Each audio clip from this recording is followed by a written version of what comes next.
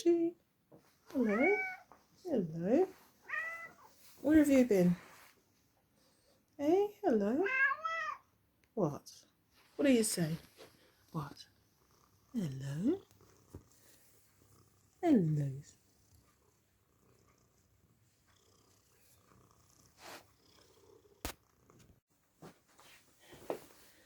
Hello, children. Hello, children. It's time for another story.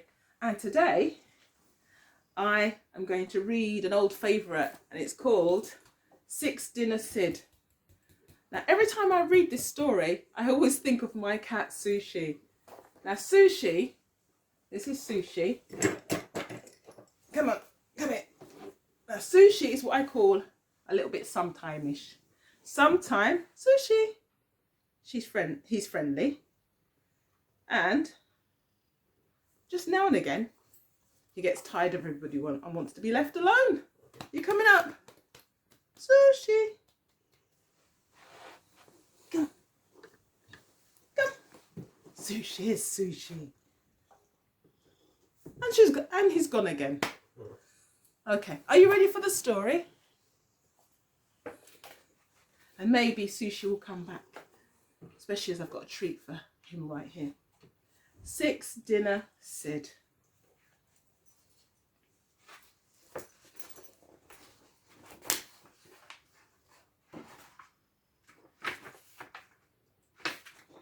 Are you ready, children?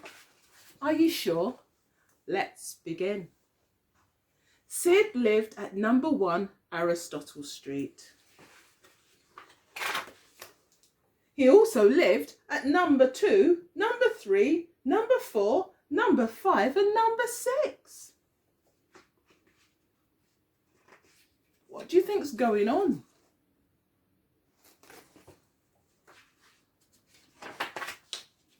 Sid lived in 6 houses so that he could have, would you believe it, 6 dinners. Each night he would slip out of number 1 where he might have had chicken into number 2 for fish. Imagine. On to number 3 for lamb, mince at number 4, fish again at number 5, rounding off at number 6 with beef and kidney stew. What a crafty cat. Would you do that, Sushi?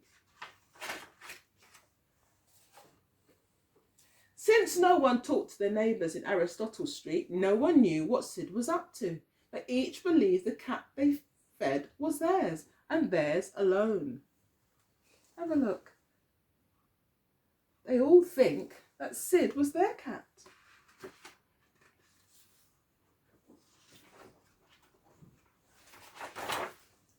But Sid had to work hard for his dinners. It wasn't easy being 6 people's pets. He had 6 different names to remember and 6 different ways to behave.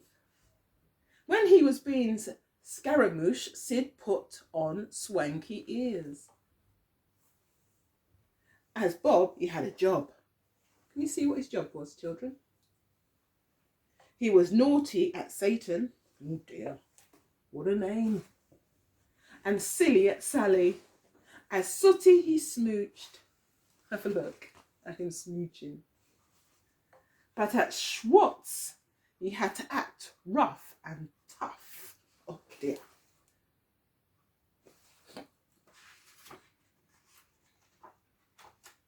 So you had to have different personalities, children. All this work sometimes wore Sid out, but he didn't care as long as he had 6 dinners, and besides, he liked being scratched in 6 different places. Look at that, 6 different places. He was getting a nice scratch under here, over there, and sleeping in 6 different beds. Have a look, children, at the 6 different beds. This cat is living the life. In fact, life in Aristotle Street was just about perfect for Sid until, what do you think is going to happen next, children? One cold, damp day, he caught a nasty cough. You see him there coughing? Sometimes my cat Sushi gets a cough, and sometimes he gets a fur ball, starts to choke, and then he coughs up the fur ball. If you've got a cat, have you seen that happen? The next thing he knew, he was being taken to see the vet. Poor Sid. He was taken not once. How many times do you think he was taken, children? Not twice, but 6 times. He went with 6 different people in 6 different ways. Have a look. Can you see?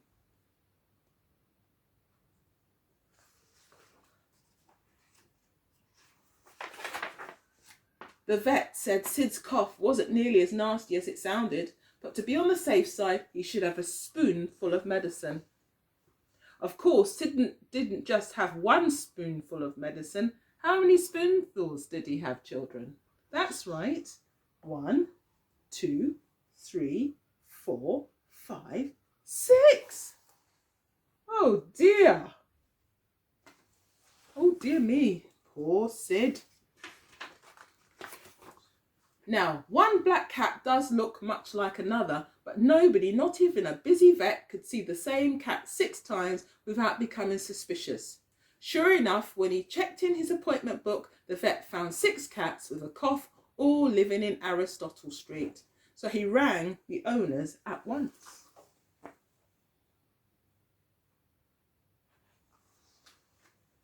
And oh dear, Sid was found out. When they discovered what he'd been up to, Sid's owners were furious. They said he had no business eating so many dinners. They said in future they would make sure he had only 1 dinner a day. How do you think Sid felt now? Crafty cat. But Sid was a 6 dinner a day cat, so he went to live at number 1 Pythagoras Place. He also went to live at numbers 2, 3, 4, 5 and 6. Oh dear. Unlike Aristotle Street, the people who lived in Pythagoras Place talked to their neighbours. So right from the start, everybody knew about six dinners Sid. And Sid's 6 dinners.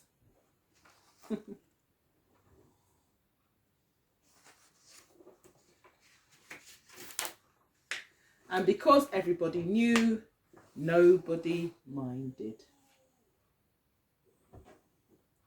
There we are, children. Wasn't that fantastic?